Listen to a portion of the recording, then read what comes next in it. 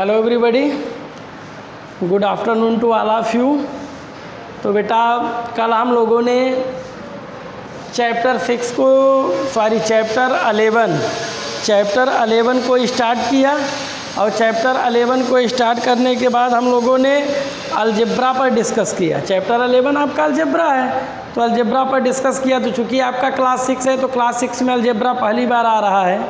अब आप लोग पहली बार अलजेब्रा से इंट्रोड्यूस हो रहे हैं, तो हमने कल अलजेब्रा के बारे में बताया कि अलजेब्रा क्या होती है। मैथमेटिक्स की एक ऐसी ब्रांच है जहाँ पर नंबर एंड वेरिएबल को एक साथ यूज किया जाता है in all operations of mathematics. All operations of mathematics का मतलब है सम, सब्ट्रैक्शन, मल्टीप्लिकेशन एंड डिवीज़न। तो मतलब नंबर एंड वेरिएबल का भी एक साथ सम किया जाएगा, सब्ट्रैक्शन किया जाएगा, मल्टीप्लाई किया जाएगा और डिवाइड किया जाएगा। तो ये चीज़ें हमने क्या किया, हमने डिस्कस किया। उसके बाद में लाइक टर्म्स क्या हैं, अनलाइक टर्म्स क्या है, उसको हमने डिस्कस किया। फिर उसके बाद में आपका कैसे अलजेब्रा का सम किया जाता है और कैसे अलजेब्रा में सब्ट्रैक्शन किया जाता है, हम लोगों ने इसके बारे में डिस्कस किया। तो आज का जो हम लोगों का है वो है मल्टीप्लिकेशन एंड डिवीज़न। तो आज हम लोग थोड़ा सा मल्टीप्लिकेशन एंड डिवीज़न के बारे में देखेंगे, उसके बाद में फिर एक्सरसाइज पर आ जाएंगे 11.1 पे। तो देखिए जो मल्टीप्लिकेशन होता है बेटा अलजेब्रा का, इसमें भी 2 और 3 टाइप से होंगे। अब यहाँ पर हमने बताया था कि लाइक एंड अनलाइक का रोल बहुत बढ़ जाता है अलजेब्रा में। Like terms and unlike terms जो होते हैं उनका रोल बहुत ही बढ़ जाता है। Otherwise like variable, unlike variable का रोल बढ़ जाता है। वो कैसे बढ़ता है वो दिखाएंगे आपको भी। कल भी बताए थे उसके बारे में और आज भी। सम सब्ट्रैक्शन में आपने देखा था कि लाइक वाले ही क्या होते थे, ऐड होते थे, बाकी अनलाइक वाले ऐड नहीं होते थे।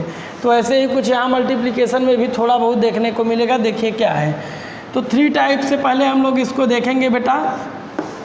एक तो रहेगा वेरिएबल मल्टीप्लाई बाई कांस्टेंट, दूसरा रहेगा constant multiply by variable, and third जो रहेगा वो रहेगा variable multiply by variable multiply by variable. तो बेटा ये जो वेरिएबल मल्टीप्लाई बाई वेरिएबल है इसके भी 2 सेक्शन होंगे। एक तो रहेगा variable multiply by variable but किसमें, लाइक वेरिएबल के कंसर्न में, और दूसरा जो रहेगा वेरिएबल मल्टीप्लाई बाई वेरिएबल रहेगा बट यहाँ पे जो वेरिएबल होंगे वो क्या होंगे, अनलाइक होंगे। वहाँ के जो वेरिएबल होंगे वो क्या होंगे, अनलाइक। तो यहाँ वाला आपका लाइक होगा और इधर वाला आपका अनलाइक होगा। ठीक है। हाँ, मैं कांस्टेंट टू कांस्टेंट नहीं होगा, क्योंकि कांस्टेंट टू कांस्टेंट तो आप लोग क्लास 1 to 5 तक पढ़ते आए हैं, जिसको अरिथमेटिक बोला जाता है। ठीक। अब देखिए, अब सपोज दैट कहा गया आपको मल्टीप्लाई x एंड 5, तो ये आपका हो गया x मल्टीप्लाई 5। तो 5 में x का आपने मल्टीप्लाई किया तो क्या आ गया, 5x आ गया। आप इसको x मल्टीप्लाई 5 लिखिए, अदरवाइज 5 मल्टीप्लाई x लिखिए, दोनों का मतलब सेम ही होता है। दोनों का मतलब क्या होगा, सेम होगा। तो आपका आंसर क्या आएगा, 5x आ जाएगा। राइट। तो ये तो था टाइप फर्स्ट था आपका कि एक वेरिएबल था एक कांस्टेंट था, दोनों का मल्टीप्लाई किया तो क्या आ गया, 5x आ गया। इवन बेटा कहीं पे x या x y z कुछ भी लिखा गया है या सपोज दैट y ही लिखा गया है, तो इसको मत समझिएगा कि ये जो है आपका ओनली वेरिएबल है, इसमें भी कांस्टेंट लगा हुआ है। क्योंकि y में 1 का मल्टीप्लाई करेंगे तो आपका क्या आएगा, 1 तो लिखा नहीं जाता है, तो इसलिए हम लोग उसको डायरेक्ट y रख देते हैं। तो y भी है तो उसका मतलब है कि उसमें भी 1 से मल्टीप्लाई हुआ है, मतलब उसका कॉफिशिएंट क्या है, जिस नंबर से मल्टीप्लाई किया जाता है। हाँ, अब एक चीज़ बता दें कि जो वेरिएबल होता है उसमें जिस नंबर से हम लोग मल्टीप्लाई करते हैं, जिस डिजिट से मल्टीप्लाई करते हैं, उसको हम लोग कांस्टेंट कॉफिशिएंट बोलते हैं। सॉरी, उसको हम लोग क्या बोलते हैं, कॉफिशिएंट बोलते हैं। COEFFICIENT, उसको हम लोग क्या बोलते हैं, कॉफिशिएंट बोलते हैं। सपोज दैट यहाँ x मल्टीप्लाई बाई 5 और 5 मल्टीप्लाई बाई x है, तो 5 इसका क्या है, कॉफिशिएंट है। 5 इसका क्या है, कॉफिशिएंट है। राइट। अब आपका आता है कि वह ए तो था वेरिएबल मल्टीप्लाई बाई कांस्टेंट और ये था कांस्टेंट मल्टीप्लाई बाई वेरिएबल। तो आपको दोनों को हमने दिखा दिया, variable multiply by constant and constant multiply by variable, दोनों का आंसर क्या आएगा? सेम आएगा। अब आते हैं हम लोग वेरिएबल पे, वेरिएबल मल्टीप्लाई बाई वेरिएबल, जो भी कॉम्प्लिकेशन है वहीं पे है। तो नेक्स्ट आपका क्या है बेटा? वेरिएबल मल्टीप्लाई बाई, मल्टीप्लाई में क्या है? Variable multiply by variable. Suppose that कहा गया, तो हमने यहाँ पर दो चीज़ें बताया था, एक लाइक का कंसर्न बताया और दूसरा अनलाइक बताया। ठीक है, ये आपका लाइक है और ये आपका अनलाइक है। देखिए हमारी लिखावट थोड़ा सा गड़बड़ है, उसको बट जो बोलते हैं उसको आप लोग ध्यान रखा कीजिए। ये लाइक है और ये आपका अनलाइक है। सपोज आपको एग्जाम्पल में कहा गया multiply X and Y, multiply X and Y. तो आप देखिए एक x है तो दूसरा क्या है? y है बेटा। तो क्या ये दोनों लाइक हैं? नहीं है, ये दोनों लाइक नहीं है, क्या है? अनलाइक है। तो बेटा जब दो अनलाइक वेरिएबल का मल्टीप्लाई करना होता है तो हम उसके पहले तो उसके बिटवीन में मल्टीप्लाई का साइन रखेंगे, उसके बाद में उसका जो आंसर आएगा एक्स वाई सीधे सीधे हो जाएगा। उसके बाद में जो उसका आंसर आएगा एक्स वाई हम उसको सीधे सीधे रख देंगे। ये तो होता है कि जब अनलाइक वेरिएबल हो, ऐसे चाहे जितने भी हो। सपोज दैट आपको कहा गया multiply X Y and Z, तब भी आपका जो हो जाएगा X multiply by Y multiply by Z, तो ये हो गया एक्स वाई जेड।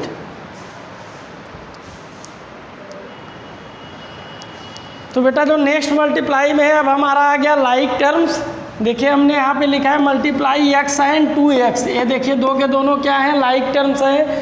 एक आपका x है और दूसरा आपका क्या है? 2x है। तो फर्स्ट स्टेप में हम मल्टीप्लाई का साइन लगा के रखेंगे। उसके बाद में अब बेटा यहाँ पे थोड़ा सा एक्सपोनेंट वाली बात आती है। एक्सपोनेंट में जिसको आप लोग पावर भी कह सकते हैं। तो पावर जो होती है किसी भी नंबर और किसी भी वेरिएबल पे कहाँ? यहाँ पे रखी जाती है, पावर वहाँ पे लिखी जाती है। तो पावर ऐसे जो यह होता है इसको पावर कहते हैं, इसको क्या कहते हैं? बेस कहते हैं। तो जब वो आप लोग क्लास 7 में जाएंगे तो ज़्यादा डिटेल में चीज़ें मिलेंगी आपको। अभी बस केवल आप इतना ही जान लीजिए कि जो ऐसे लिखा है ऐसे लिखा है, इसका कुछ नहीं, तो उसका मतलब उसका पावर क्या है? 1 है। अब अगर कहीं ऐसे दे दिया है तो इसका मतलब है उसका एक्स का पावर क्या है? 2 है। तो यहाँ पे जो लिखा जाता है उसको पावर बोला जाता है। ठीक, पावर और एक्सपोनेंट बोला जाता है। तो अब यहाँ पे देखिए कहा गया कि multiply X and 2x, means x में 2x से क्या करना है? मल्टीप्लाई करना है। तो अब आपका देखिए इसका कॉफिशिएंट क्या है? 1 है। तो अब क्या करेंगे? कॉफिशिएंट का मीन्स कांस्टेंट का कांस्टेंट के साथ मल्टीप्लाई होगा, वेरिएबल का वेरिएबल के साथ। मतलब ये आपका हो गया 1 multiply by 2 multiply by x multiply by x. तो ये हो गया 2 1 ज़ा 2, और x में जब आपने x का मल्टीप्लाई किया तो बेटा मल्टीप्लाई में पावर ऐड हो जाती है कब? लाइक फ्रैक्शन में। लाइक फ्रैक्शन कह रहे हैं, लाइक टर्म्स में जो होता है वो मल्टीप्लाई में पावर क्या होती है? ऐड हो जाती है। तो ये हो गया है 1 + 1, तो ये हो गया एक्स स्क्वायर। तो ये आपका क्या हो गया? 2x square, right. वैसे ही अब ये सेकेंड वाला देखिए क्या है? ये है 3x मल्टीप्लाई बाई 3/5x। तो आपका 3/5 का मल्टीप्लाई होगा, x में x का होगा, तो ये आपका हो गया 9/5 x स्क्वायर। ऐसे होगा, ठीक है। ऐसे आगे वाला भी होगा। यहाँ पे 2 पावर एक और है, देखिए आपका x square multiply by 3x है। तो ये आपका क्या हो जाएगा? देखिए जिसका पावर कुछ नहीं उसका पावर हमने क्या बताया? 1 होता है। तो ये आपका 1 है, तो 3 में 1 का मल्टीप्लाई हुआ 3 हो गया, x स्क्वायर है, ये x हो गया, तो ये हो गया 3x, राइट।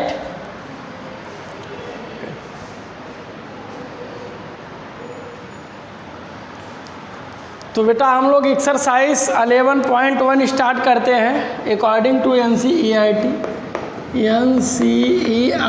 के अकॉर्डिंग हम लोग एक्सरसाइज 11.1 स्टार्ट करते हैं।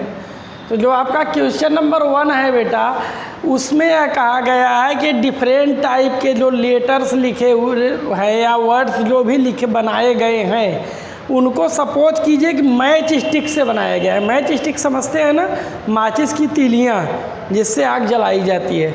सपोज कीजिए कि इन सबको मैच स्टिक से with the help of match sticks बनाया गया है, तो इन लेटर्स को बनाने में कितने, कहाँ पर कितने मैच स्टिक्स का यूज़ हुआ है, यही आपको बताना है। और वो भी अलजेब्रिक फॉर्म में। देखने को तो वैसे भी बता सकते हैं, बट वो भी किसके फॉर्म में, अलजेब्रा के फॉर्म में। देखिए, यदि हम इसको वन स्टिक लेट करें तो ये दूसरा, ये आपका सेकेंड स्टिक, मतलब ये जो टी बना हुआ है वर्ड, ये कितने स्टिक से मिलकर बना हुआ है, 2 मैच स्टिक। वैसे ही इसमें Z जो है वो कितने मैच स्टिक से, 3 मैच स्टिक। यहाँ पे U जो बना हुआ है वो कितना मैच स्टिक है, 1 2 3 यहाँ भी है। और A आपका कितना मैच स्टिक से बना हुआ है, 2 मैच स्टिक से बना हुआ है, राइट। तो A आपका 2 मैच स्टिक्स, A3 A2। अब है क्वेश्चन यह बनता है कि हम इसको कैसे अलजेब्रा के फॉर्म में रखें। तो देखिए, यदि बेटा हम 1 मैच स्टिक जो है A को डिनोट कर, यदि हम 1 मैच स्टिक को A से डिनोट करेंगे, 1 मैच स्टिक को हम किससे डिनोट करेंगे, A से डिनोट करेंगे। तो बेटा यहाँ पे टोटल कितने मैच स्टिक्स हैं, 2 हैं। तो 2 है तो इसका मतलब है A प्लस A हो गया, एक A हो गया और A दूसरा वाला A हो गया। और बेटा जब A में A हम ऐड करेंगे तो क्या आंसर आएगा, हमने आप लोगों को बताया था A में A ऐड करेंगे तो क्या आएगा, 2A आ जाएगा। ऐसा क्यों 2A आएगा, उसको भी बता दे रहे हैं। क्योंकि A में A ऐड करेंगे तो A का मतलब होता है 1 मल्टीप्लाई बाई A, और यहाँ पर भी A का मतलब होता है 1 मल्टीप्लाई बाई A। अब फिर आपको क्या करना होगा, A को कॉमन ले लेते हैं हम, तो A 1 + 1 बचता है, तो फिर A आ जाता है A मल्टीप्लाई बाई 2। तो जो आपका आंसर आएगा वो कितना आ जाएगा, 2A, राइट। तो या तो ऐसे कीजिए, तो सीधे समझ जाइए कि 1A है, 1A है आपका कितना हो गया, 2A हो गया। वैसे ये B वाले में देखिए, तो B वाले में Z में कितना है मैच स्टिक्स, 3 मैच स्टिक्स है। तो यहाँ पे क्या करेंगे, A plus A 3 times A को ऐड करेंगे, तो A आपका क्या हो जाएगा, 3A हो जाएगा। A आपका U है तो A कितना हो जाएगा, A प्लस A, तो A आपका 3A हो जाएगा। और ये आपका V है तो ये आपका कितना हो जाएगा, 2A हो जाएगा। तो बात कुछ समझ में आई। ऐसे आप लोगों को मैच स्टिक का यूज करके बनाया है। वैसे तो आप लोग काउंट करके सिंपली बता सकते हैं कि इतना होगा, बट इसमें क्या करना है, इसको अलजेब्रा के फॉर्म में रखना है। अब 1 मैच स्टिक को A जो है A सिंबल से रिप्रेजेंट किया जाएगा। ऐसे आगे वाला भी आप लोगों को करना है, ओके। बेटा क्वेश्चन नंबर 2 जो है वो आपका क्वेश्चन नंबर 1 से ही है। जो क्वेश्चन नंबर 1 था उसी फिगर को देख करके आपको क्वेश्चन नंबर 2 में जो है ये बताना है कि कितने ऐसे वर्ड्स जो बने हुए हैं जो यल के फॉर्म में हैं, और कितने ऐसे जो भी दिया गया हो उसको आप लोग देखिए, वो क्वेश्चन नंबर 1 पर ही बेस्ड है। क्वेश्चन नंबर 1 को ही देखकर बताना है कि कितने नंबर हैं जो यल शेप के हैं और कितने हैं जो यल के शेप के नहीं हैं। तो क्वेश्चन नंबर 2 जो था 1 से ही था, तो उसको आप लोग कर लेंगे, 1 को हमने बता दिया। क्वेश्चन नंबर 3 देखिए, क्वेश्चन नंबर 3 पे हम आते हैं। तो क्वेश्चन नंबर 3 में क्या कह रहे हैं, cadets are marching in a parade. ये कैडेट्स मतलब समझते हैं, कैडेट्स मतलब होता है बेटा एक प्रकार से समझ लीजिए पुलिस के जवान आप लोग कह सकते हैं। यदि आप लोगों के भैया में कोई बड़े भैया में कोई एनसीसी ज्वाइन किया हुआ, एनसीसी का मतलब ही होता है नेशनल कैडेट कोर, तो एनसीसी ज्वाइन किया हो, तो जो एनसीसी वाले स्कूल में पढ़ने के दौरान आप लोग देखे होंगे कि जो बड़े लोग होते हैं वो कभी कभी वो पुलिस वाला ड्रेस खाकी वर्दी पहनते हैं, तो वे कैडेट के जवान होते हैं। बाद में वही लोग होमगार्ड फिर पुलिस वगैरह में फिर वो चले जाते हैं, जैसा जिसकी प्रतिभा होती है उस हिसाब से वो जाता है। तो कैडेट मीन्स समझ लीजिए कि वही क्या है, वो जवान है, ठीक है। या पुलिस के लोग समझ लीजिए, सिंपली इतना ले। तो एक कैडेट में एक परेड है, परेड में कैडेट्स क्या कर रहे हैं, मार्च कर रहे हैं। तो परेड्स में देखिए तो सिपाही लोग से सेना के जवान लोग, पुलिस के जवान लोग मार्च करते हैं ना, तो ऐसे ही कैडेट में ये लोग मार्च कर रहे हैं। कितने हैं ये हमें पता नहीं है, but way row by rho क्या हैं, खड़े हुए हैं। ये कह रहे हैं देयर आर 5 कैडेट्स इन अ रो। 1 रो में कितने कैडेट्स हैं, 5 कैडेट्स हैं। एक रो में कितने कैडेट्स हैं, 5 कैडेट्स हैं। तो कह रहे हैं कि what is the rule which gives the number of cadets. तो कह रहे हैं कि व्हाट इज़ द रूल, वह कौन सा रूल है जो आपको नंबर ऑफ कैडेट्स के बारे में बताएगा। गिवन द नंबर ऑफ रोज, वह कौन सा ऐसा रूल है जो आपको यह बताएगा कि जो जितने भी रो हैं सब में मिला करके तो टोटल कितने कैडेट्स हो गए। बात समझ में आई। अब इन्होंने ब्रैकेट में आपको एक दे दिया है कि use N of number of row. N को जो है एन फॉर, एन को आप लोग रो के लिए क्या वो वर्ड यूज करेंगे, एन यूज करेंगे, राइट। क्वेश्चन को एक बार हम लोग फिर समझ लेते हैं, उसके बाद एक समझ, या तो सपोज कर लीजिए इसको ऐसे सिंपली समझ लीजिए कि 26 आपका जनवरी है, तो 26 जनवरी में आप लोग टेलीविज़न में देखते होंगे या कहीं अच्छे जगहों पे जाते होंगे, देखते होंगे कि सेना के जवान लोग जो होते हैं, पुलिस के, आर्मी के, ये सब लोग क्या करते हैं, ये लोग मार्च करते हैं, ऐसे ऐसे चलते हैं। तो उसी को कैडेट मार्चिंग बोला जाता है। तो वहाँ पे कह रहे हैं कि परेड में बहुत से कैडेट हैं, कितने हैं उसके बारे में जानकारी नहीं है, बट ये कह रहे हैं कि वे सब रो में खड़े हुए हैं, बट इतना बताया जा रहा है कि एक रो में 5 कैडेट्स हैं। एक रो में कितने कैडेट्स खड़े हुए हैं, 5 कैडेट्स खड़े हुए हैं। तो आपको बताना है कि टोटल रो में कितने कैडेट्स हैं, जबकि रो को किससे हम डिनोट कर सकते हैं, एन से। तो बेटा cadets in one row is equal कितना है, 5 है। तो टोटल कैडेट्स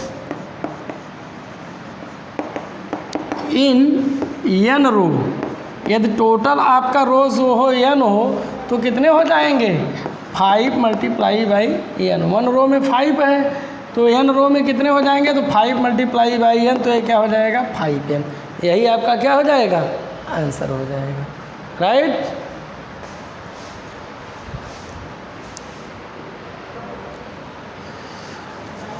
नेक्स्ट बेटा आपका जो क्वेश्चन नंबर 4 है उसको देखिए। क्वेश्चन के प्रति आप लोगों की अंडरस्टैंडिंग बहुत सही होनी चाहिए। यदि क्वेश्चन को हम सही से समझ ले जाएंगे तो फिर उसको सॉल्व करने में कोई प्रॉब्लम नहीं आएगी। If there are 50 mangoes in a box, यदि एक बॉक्स में कितने मैंगोज हैं, 50 मैंगोज हैं। एक बॉक्स है मतलब कि कई बॉक्स हैं मैंगोज़ की कई बॉक्स है, मीन्स कई पेटियों में मैंगोज़ रखे गए हैं। तो 1 बॉक्स में कितना है, 50 मैंगोज़ है। अब उसके बाद वो कह रहे हैं how will you right the total number of mangoes. अब टोटल नंबर ऑफ मैंगोज कितने हैं हमें पता ही नहीं है, लेकिन वो कह रहे हैं कि how will you right the total number of mangoes. आप टोटल नंबर ऑफ मैंगोज को कैसे रखेंगे, रखने के लिए कैसे राइट करेंगे, कैसे लिखेंगे, in terms of the number of boxes. यदि नंबर ऑफ बॉक्सेस के टर्म पे लिखना हो तो टोटल मैंगोज को हम कैसे कितने बॉक्सेस में रखेंगे, उसको आपको कैसे आप उसको राइट करेंगे। तो देखिए एक बार क्वेश्चन को और से समझ लीजिए, फिर हम बताते हैं कि बहुत से मैंगोज रखे गए हैं, कितना है वो हमें पता नहीं है। और उसके बाद वो कह रहे हैं कि 1 बॉक्स में कितना मैंगो है, 50 मैंगोज है, और टोटल नंबर ऑफ बॉक्सेस कितने, तो उन्होंने कह दिया है कि use B for the number of boxes, use B for the number of boxes. ये बी जो है वो टोटल नंबर ऑफ बॉक्सेस नहीं होता है, बल्कि बी जो होता है बॉक्स का सिंबल होता है। अब इसका मतलब क्या होता है अभी हम उसको क्लियर कर दे रहे हैं आप लोगों को, अभी वो आपको क्लियर हो जाएगा। देखिए तो बी जो है वो किसको रिप्रेजेंट करता है, बॉक्स को, न कि टोटल नंबर ऑफ बॉक्स है, वो मैं गलत बोल गया था। तो बी जो है बॉक्स को रिप्रेजेंट इंडिकेट करेगा। अब देखिए मैंगोज इन वन बॉक्स तो कितना है 50 है। Then mangoes in B box तो ये आपका क्या हो गया 50 मल्टीप्लाई बाई बी तो ये हो गया 50B, राइट। अब देखिए हमने बताया कि ये बॉक्स जो है वो केवल बी बॉक्स को रिप्रेजेंट कर रहा है, उसका सिंबल है, टोटल नंबर ऑफ बॉक्स नहीं है। अब देखिए होता क्या है ऐसे क्वेश्चन में बेटा, सपोज है 50B है तो अगर 1 बॉक्स रहा होगा तो हम क्या करेंगे 50 मल्टीप्लाई बाई 1 बी के प्लेस पे क्या कर देंगे 1 कर देंगे तो आ जाएगा 50 मैंगोज। 2 बॉक्स रहा होगा तो क्या करेंगे 2 का मल्टीप्लाई बी के प्लेस पे 2 कर देंगे तो आपका 2 से मल्टीप्लाई हो जाएगा 100 आ जाएगा। 3 बॉक्स है तो बी के प्लेस पे 3 से मल्टीप्लाई कर देंगे तो 150। ऐसे ही इसको हम क्या करेंगे स्टैंड करते चले। तो वी जो होती है बी जो है वह सिंबल है बॉक्स का, न कि टोटल नंबर ऑफ बॉक्स है। अब जितने बी की वैल्यू जो रखेंगे उसी के अकॉर्डिंग आपका मैंगोज की क्वांटिटी बढ़ती चली जाएगी, राइट।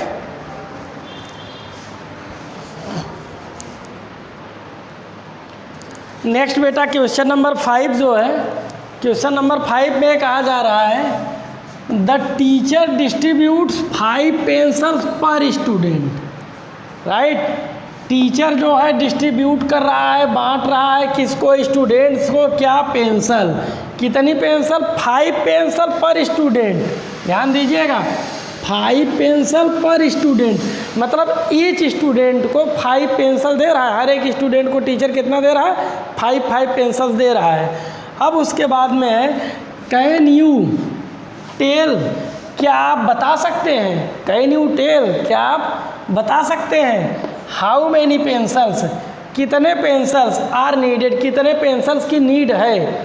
यदि टीचर जो है ईच स्टूडेंट को 5 पेंसिल दे रहा है तो टोटल कितने पेंसिल्स की नीड है क्या आप बता सकते हैं। Given the number of students, given the number of student, जबकि नंबर ऑफ स्टूडेंट्स क्या है दिया गया है, नंबर ऑफ स्टूडेंट्स कितने हैं वो क्या है दिया गया है। उसके लिए क्या दिया गया है, कह रहे हैं use yes for the numbers of students, आप जो नंबर्स ऑफ स्टूडेंट्स हैं उनके लिए क्या यूज कर सकते हैं, यस यूज कर सकते हैं। तो फिर वही सेम जैसे पहले वाले क्वेश्चन थे उसी तरह से सॉल्यूशन, ईच स्टूडेंट